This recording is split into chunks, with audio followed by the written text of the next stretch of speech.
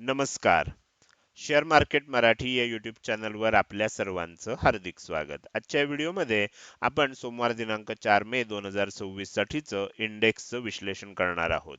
मात्र या विश्लेषणाला सुरुवात करण्यापूर्वी मला तुम्हाला शेअर मार्केट मराठीच्या ॲप विषयी थोडक्यात माहिती सांगायची आहे. शेअर मार्केट मराठीचं ॲप आता Android आणि iOS अशा दोन्हीही प्लॅटफॉर्मवर उपलब्ध आहे.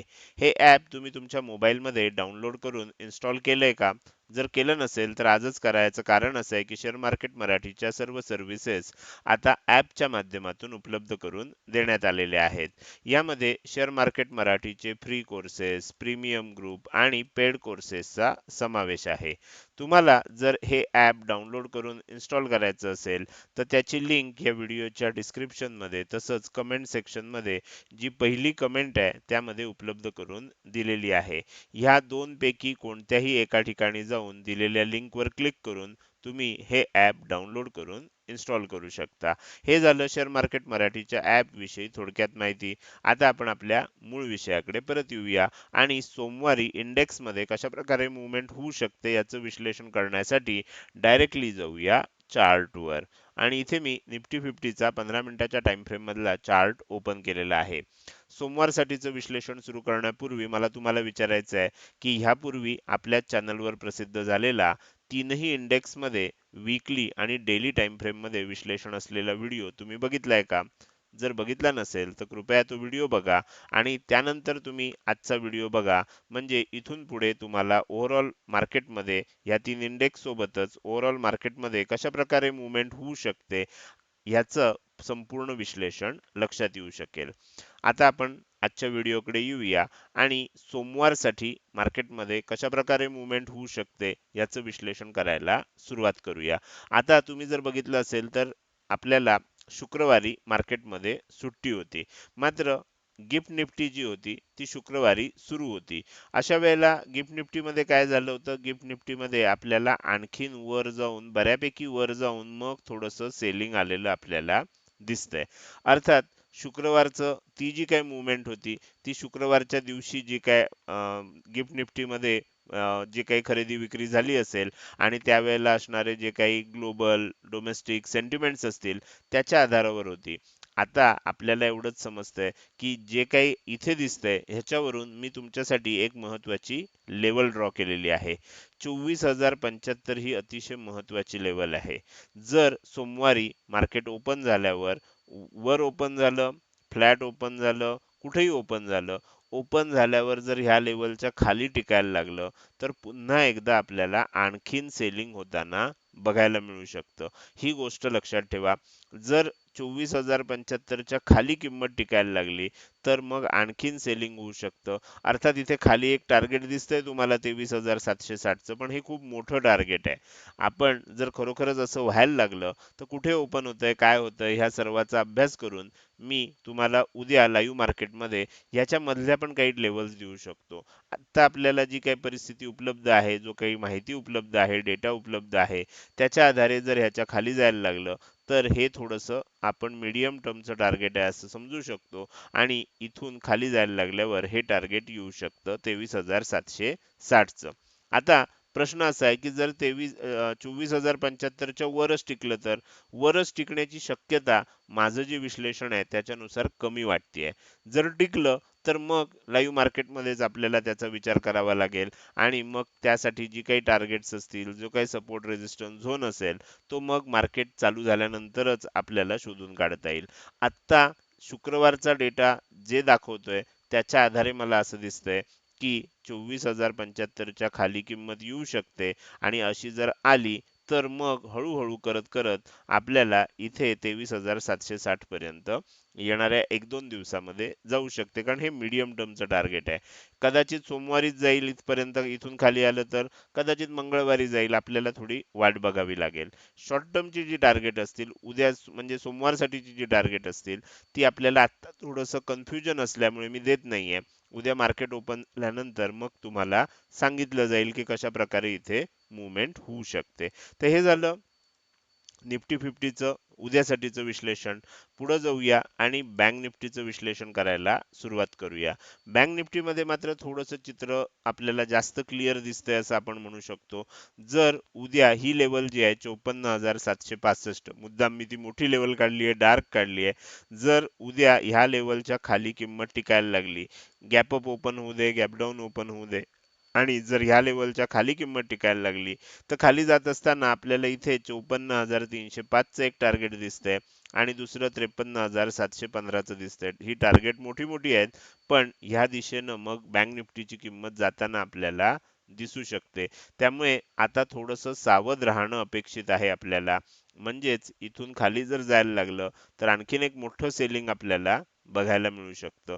मात्र जर काही कारणानं 54,765च्या वरच टिकलं, तर मग आपल्याला उद्या त्याचं कॅल्क्युलेशन स्वतंत्र करावं लागेल आणि उद्या मग त्याच्या आपल्याला गोष्टी समजू शकतील. अर्थात आपल्याला बँक निफ्टीवर आपण लाईव्ह मार्केटमध्ये जास्त फोकस करत नाही, फक्त निफ्टीवर करतो. त्यामुळे निफ्टीचे जी काही विश्लेषण असेल ते आपले जे काही पेड कोर्सचे सदस्य आहेत, प्रीमियम ग्रुपचे सदस्य आहेत किंवा ज्यांनी चॅनल मेंबरशिप घेतली आहे, त्या सगळ्यांना सांगितलं जाईल. आत्ता जी माहिती उपलब्ध आहे त्यानुसार ह्याच्या खाली गेल्यानंतर ही दोन टार्गेट येऊ शकतात येणाऱ्या 1-2 दिवसात, असं चित्र आपल्याला इथे दिसतंय. तर हे झालं निफ्टी आणि बँक निफ्टीचं उद्यासाठीचं विश्लेषण. पुढे जाऊन आपल्याला सेन्सेक्सचं विश्लेषण पण करायचं आहे. मात्र त्यापूर्वी मला तुम्हाला आपल्या शेअर मार्केट मराठी या यूट्यूब चॅनलच्या मेंबरशिप विषयी अधिक माहिती सांगायची आहे. तुम्ही आता आपल्या यूट्यूब चॅनलवर गेल्यावर, यूट्यूबवर गेल्यावर आपल्या चॅनलमध्ये सबस्क्राईब बटनच्या शेजारी तुम्हाला एक जॉईन बटन दिसतंय. या जॉईन बटनला क्लिक करून तुम्ही आपल्या चॅनलची मेंबरशिप सुद्धा घेऊ शकता. तुम्हाला जर ही मेंबरशिप घ्यायची असेल तर त्याच्यासाठी आपण 4 ऑप्शन उपलब्ध करून दिलेले आहेत. ब्रॉन्झ आहे, सिल्वर आहे, गोल्ड आहे आणि प्लॅटिनम आहे. यापैकी ब्रॉन्झ आणि सिल्वर अजून चालू झालेलं नाही. पुढच्या आठवड्यात ब्रॉन्झ आणि सिल्वर मेंबरशिपसाठी सुद्धा आपण चालू करतोय. सध्या गोल्ड मेंबरशिप साठीचं अपडेट चालू आहेत आणि प्लॅटिनम मेंबरशिप साठीचे अपडेट चालू आहेत. त्यामुळे तुम्हाला YouTube चॅनल मेंबरशिप घेऊन बघायची असेल, 1 महिन्यासाठी जरी घेऊन बघायची असेल, तरी तुम्ही कृपया गोल्ड मेंबरशिप सध्या घ्या. गोल्ड मेंबरशिप मध्ये आपण खूप चांगले कॉम्बिनेशन सध्या देतोय. तर गोल्ड मेंबरशिप जर तुम्हाला घ्यायची असेल तर त्यासाठी आपल्याला ह्या जॉईन बटनला आपल्या YouTube चॅनलवर जाऊन जॉईन बटन क्लिक करणं आवश्यक आहे. अर्थात एक गोष्ट लक्षात ठेवा, जर तुम्ही यापूर्वी आपल्याकडून कुठलाही पेड कोर्स घेतला असेल किंवा प्रीमियम ग्रुपचे सदस्य असाल किंवा तुम्ही आपल्या YouTube चॅनलची मेंबरशिप ऑलरेडी घेतलेली असेल, या सर्वांना हे अपडेट्स दिले जात आहेत. पेड कोर्स सदस्य आणि प्रीमियम ग्रुप मेंबरना सर्व अपडेट हे प्रीमियम ग्रुप, आपला जो टेलिग्रामचा ग्रुप आहे, प्रीमियम ग्रुप, नॉर्मल ग्रुप वेगळा आहे आणि प्रीमियम ग्रुप वेगळा आहे, तर त्या ग्रुपवर दिले जात आहेत. आणि हे जे अस्ट्रो अपडेट आहेत, गोल्ड मेंबरना जे अपडेट दिले जातात तेच आपल्याला प्रीमियम मेंबरला आणि तेच पेड कोर्सच्या मेंबरना पण दिले जातात. सर्व पेड कोर्सचे सदस्य प्रीमियम ग्रुपचे सुद्धा मेंबर आहेत. त्यामुळे आपण एकाच ठिकाणी सर्व अपडेट देत असतो. तर त्यामुळे तुम्हाला आता हे सर्व लक्षात आलं असेल.